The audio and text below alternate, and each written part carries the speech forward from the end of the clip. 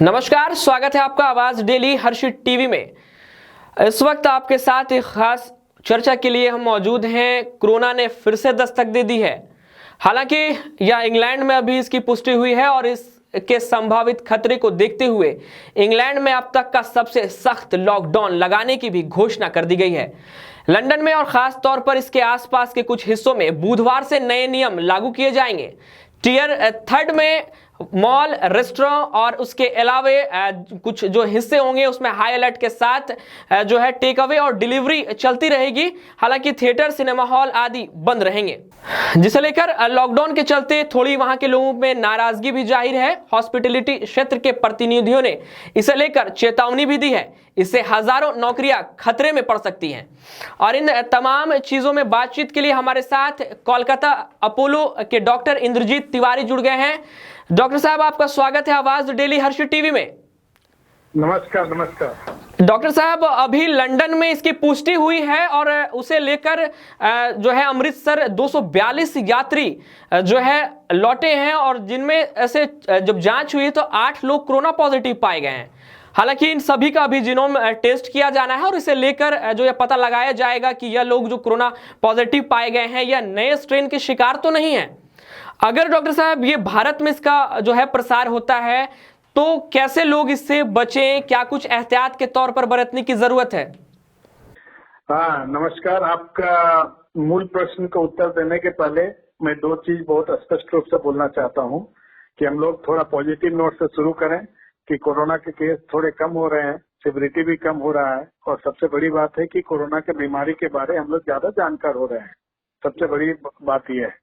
लेकिन आपने जो प्रश्न उठाया है बहुत ही महत्वपूर्ण प्रश्न है कि जो लंदन में नया स्ट्रेन मिला है उस स्ट्रेन को लेके काफी लोग चिंतित हैं। चिंतित इसलिए हैं, दो कारण से चिंतित है। पहला है कि इस वायरस का इन्फेक्शन करने का रेट काफी ज्यादा है, पहले के वायरस की अपेक्षा बहुत गुना ज्यादा है।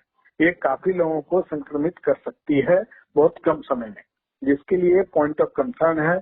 तो जितने भी कनेक्टिंग देश हैं, फ्लाइट हैं, सारे लोग लॉकडाउन शुरू कर रहे हैं।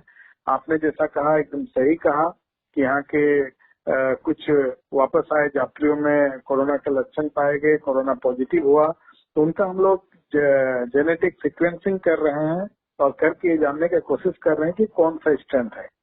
ये स्ट्रेन यदि पुरानी स्ट्रेन है तो ठीक है, नई स्ट्रेन आई है तो उसको गवर्नमेंट एडवाइजरी के अकॉर्डिंगली उसके अनुसार आइसोलेशन में कॉन्टेक्ट ट्रेसिंग हम लोग कर रहे हैं। तो अभी सावधानी बरतने की जरूरत है। सबसे बड़ी बात यह है कि एहतियात के तौर पर कुछ अलग नहीं है। सर, मैं यहाँ आपको रोकना चाहूंगा सर। पहला तो अभी जो पहला यहाँ पर कोरोना का केस पाया गया था हिंदुस्तान में, उससे भी अभी लोग उभर नहीं पाए हैं। लॉकडाउन पूरी तरीके से अनलॉक में तब्दील नहीं हुआ है, अभी भी कुछ चीजों में बंदिशें बरकरार है। इसके बाद जो एक खबर आती है कि लंदन में यह फिर से पाया गया है अलग जो है अपने भव्य रूप के साथ, तो कहीं ना कहीं हम लोगों को चिंता लेने की जरूरत जरूर इसमें देखने को बन रही है। चिंता का विषय बहुत ही चिंता का विषय है, इसमें कोई भी दो मत नहीं कि हम चिंतित नहीं हो। लेकिन चिंता के साथ साथ आपको प्रिवेंशन जानना पड़ेगा कि क्या उपाय करें कि ये चीज बढ़े नहीं।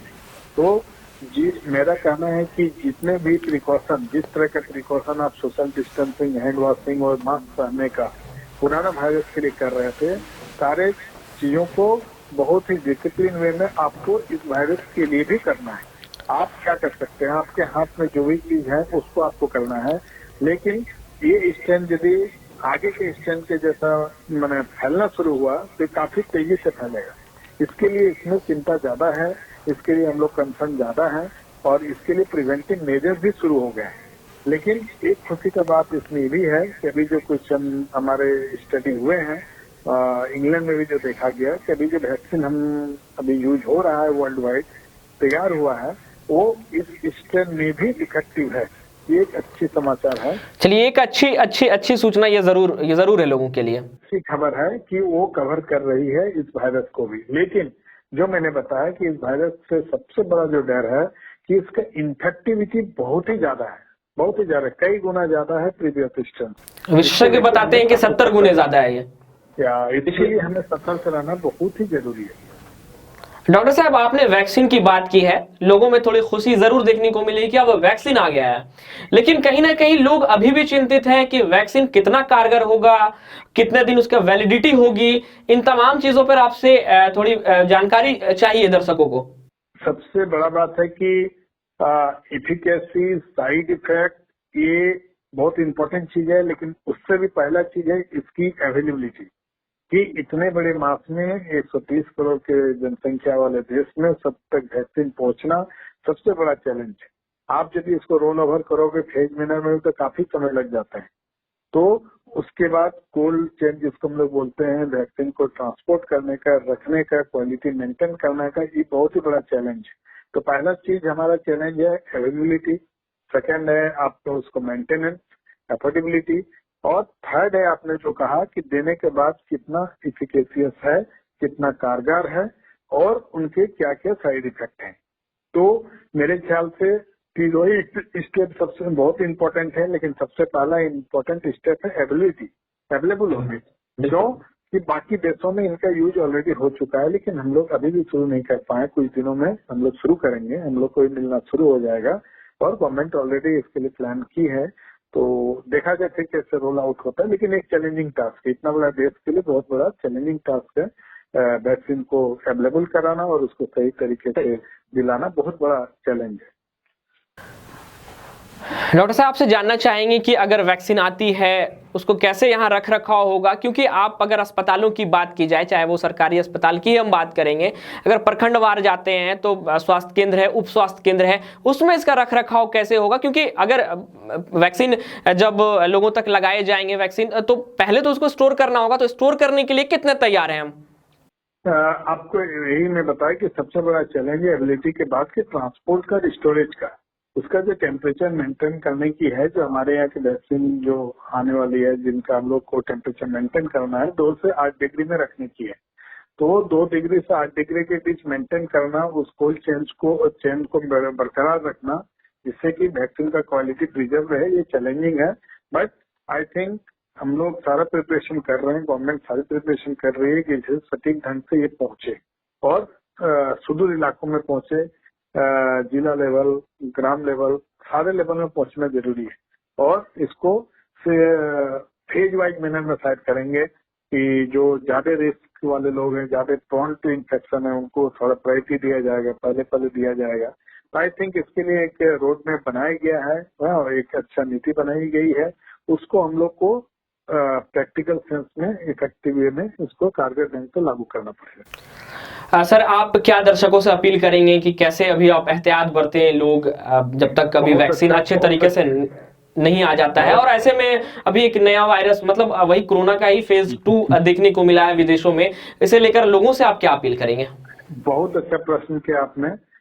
कोई भी काम एक आदमी करे, 10 आदमी करे, डिफिकल्ट है, लेकिन वही काम यदि लाख आदमी करे तो बहुत इजी हो जाता है। उसका मतलब है कि हमारा सहयोग सबसे बड़ा चीज। हर आदमी, हर नागरिक यदि अपना जागरूकता ले आए, अपने साथ 5 आदमी को देखना शुरू कर दे, तो काम बहुत इजी हो जाता है।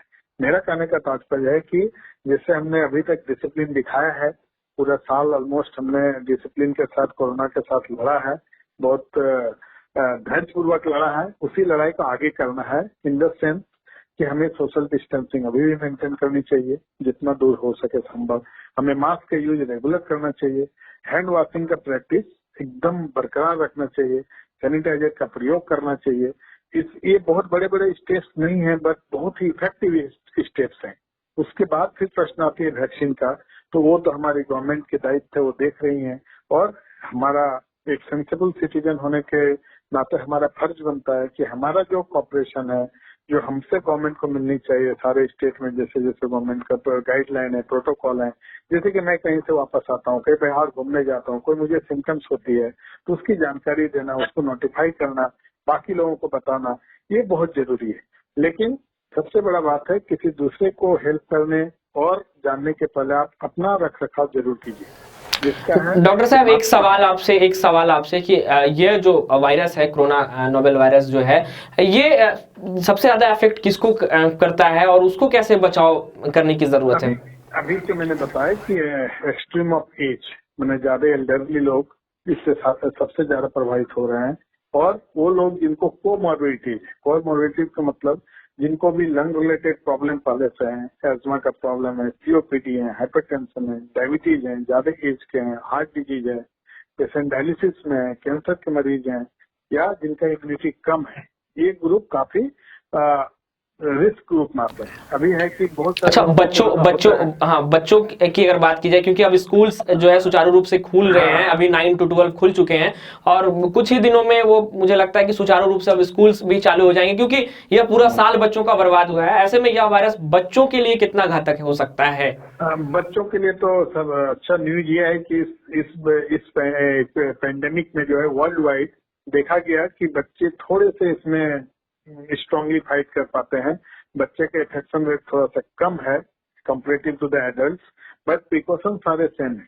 आप बच्चे को बचाव जैसे हम लोग एल्डरली का करते हैं, बूढ़े लोगों का कर रहे हैं, उसी तरह से उनको करने का है। स्कूल का बात हो गया, तभी ऑनलाइन क्लासेस, घर का है, सारे कुछ आप एडजस्ट कर सकते हैं, थोड़ा कॉम्प्रोमाइज कर सकते हैं। बट ये एक लाइफ थ्रेटनिंग पेंडेमिक है जो सारा विश्व इससे जूझ रहा है। इसमें आपको थोड़ा सा सपोर्ट की जरूरत है, केयरफुल रहने की जरूरत है और थोड़ा सा बुद्धिमानी दिखाने की जरूरत है। तो इस क्रम में मैं वही बोलूंगा कि वायरस से हम लड़ सकते हैं, डेफिनेटली लड़ सकते हैं, अभी तक हमने दिखाया भी है, लेकिन इसमें डिसिप्लिन बहुत जरूरी है, जिसमें मास्क, सैनिटाइजर और सोशल डिस्टेंसिंग ये बहुत ही महत्वपूर्ण है। और फिर यदि वैक्सीन आ जाता है तो सही तरीके से उसको लेना और उसको मेंटेन करना। चलिए डॉक्टर साहब, आपका बहुत बहुत स्वागत जो है और धन्यवाद है आवाज डेली हर्षित टीवी की पूरी टीम की ओर से, और दर्शकों से भी डॉक्टर साहब ने यह अपील की है कि जिस तरह से आप पूरे साल इस कोरोना की जंग में गवर्नमेंट के साथ साथ जो आम लोगों का साथ दिए हैं, ठीक इसी तरह जो है इसे बरकरार रखें, सोशल डिस्टेंसिंग का प्रयोग करें, मास्क का प्रयोग करें और सैनिटाइजर का प्रयोग करें।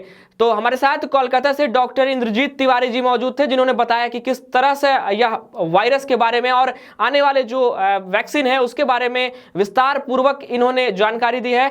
डॉक्टर साहब, आपका बहुत बहुत स्वागत है हमारे साथ जुड़ने के लिए।